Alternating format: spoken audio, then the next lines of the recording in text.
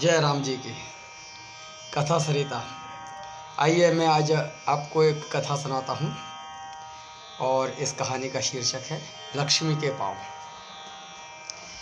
एक लड़का जो मेहनत मजदूरी करने के लिए, नौकरी करने के लिए दूसरे शहर में रहता है और अपने शहर लौटता है। शाम को 8 बजे का समय हो जाता है, शाम के 8 बज जाते हैं। वो लड़का एक जूतों के दुकान पे जाता है और लड़का गांव का रहने वाला है, पर तेज था।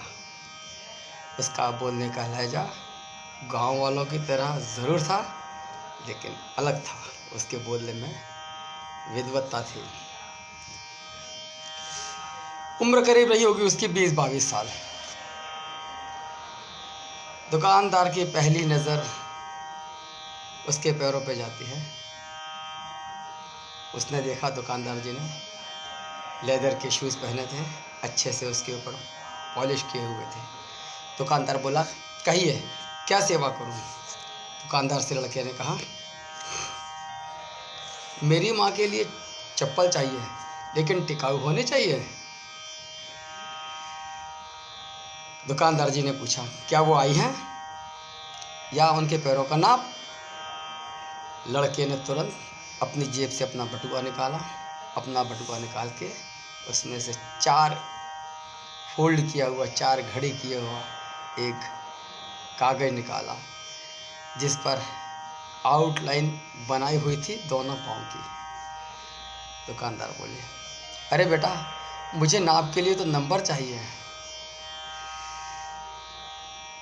वो लड़के से नंबर चाहते थे।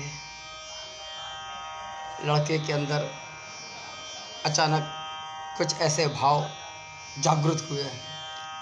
लड़का बोला, क्या बताऊं साहब, मेरी माँ की ज़िंदगी बीत गई, पैरों में कभी चप्पल नहीं पहनी मेरी माँ ने। मेरी माँ मजदूर है, कांटे झाड़ी में भी जानवरों की तरह काम कर कर के उसने मुझे पढ़ाया और उसकी कृपा से मुझे नौकरी भी मिली। आज मुझे पहली तनख्वाह मिली है, तो मन में आया कि माँ के लिए क्या लेके जाऊँ। दिवाली पर घर जा रहा हूँ ना, तो सोचा माँ के लिए कुछ ऐसी चीज़ लेके जाऊँ जो माँ के लिए बहुत उपयोगी हो। मेरे मन में आया माँ के लिए मैं चप्पल के लेके जाऊँ। दुकानदार ने उनको एक अच्छी और टिकाऊ चप्पल दिखाई, जिसकी कीमत 800 रुपये थी। दुकानदार जी ने कहा, क्या ये चलेगी?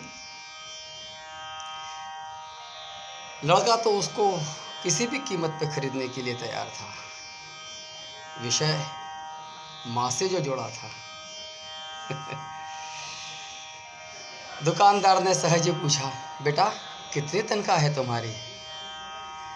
लड़का बोला, अभी तो 12,000 है, रहना खाना मिलाकर 7-8 हज़ार खर्च हो जाते हैं और 3,000 मैं माँ के लिए बचा लेता हूँ। अरे फिर 800 रुपये, ये तो बहुत ज़्यादा है तुम्हारे हिसाब से। लड़के ने बीच में ही बात काट के बोला, कुछ नहीं होता।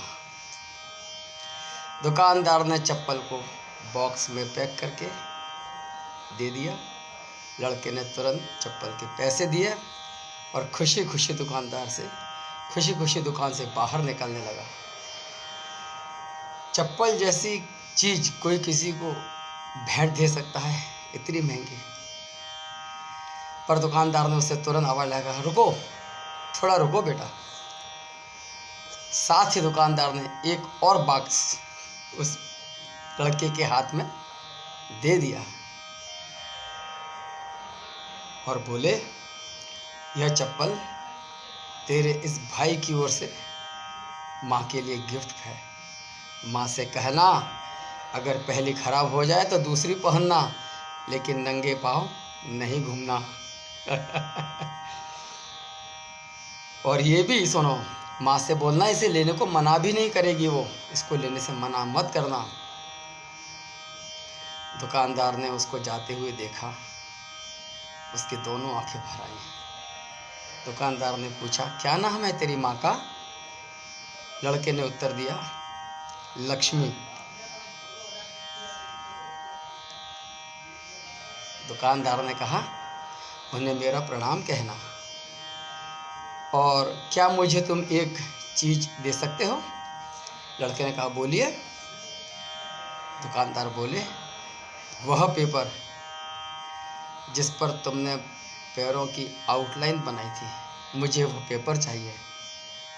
वह कागज़ दुकानदार के हाथ में बालक देकर खुशी खुशी चला गया। वह फोल्ड वाला पेपर दुकानदार ने अपनी पूजा घर में रखा। दुकान के पूजा घर में कागज़ को रखते हुए दुकानदार के बच्चे ने देख लिया। उन्होंने पूछ लिया, ये क्या है पापा? दुकानदार ने लंबी सांस लेकर बच्चे से बोला, बेटा, ये लक्ष्मी जी के पाँव हैं। एक सच्चे भक्त ने इसे बनाया है। इससे धंधे में बरकत आती है।